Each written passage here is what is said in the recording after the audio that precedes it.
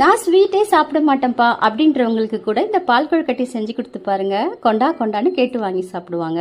நம்ம பாரம்பரியமான பால் கொழுக்கட்டை நல்லா ஸ்வீட்டாக சாஃப்டாக ஈஸியாக எப்படி செய்கிறதுன்னு பார்க்கலாமா?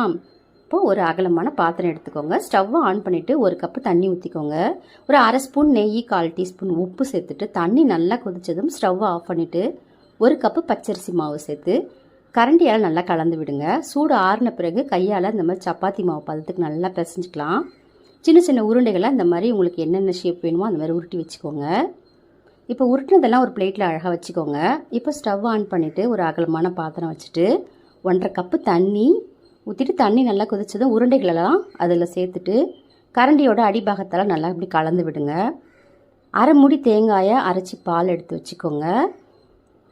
அரை கப்பு வெல்லம், 1/4 கப்பு தண்ணி ஊற்றி கரைச்சி வச்சுக்கோங்க. நான் ஸ்வீட் கம்மியாக போட்டிருக்கேன். நீங்கள் 3/4 கப்பு வெல்லம் சேர்த்துக்கோங்க, கரெக்டாக இருக்கும்.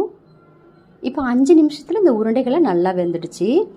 இப்போ நம்ம கரைச்சி வச்சுருக்கிற வெல்லத்தை வடிகட்டி சேர்த்துட்டு நல்லா கொதித்து வந்ததும் தேங்காய் பாலில் ஊற்றிட்டு நல்லா கலந்து விட்டுடுங்க.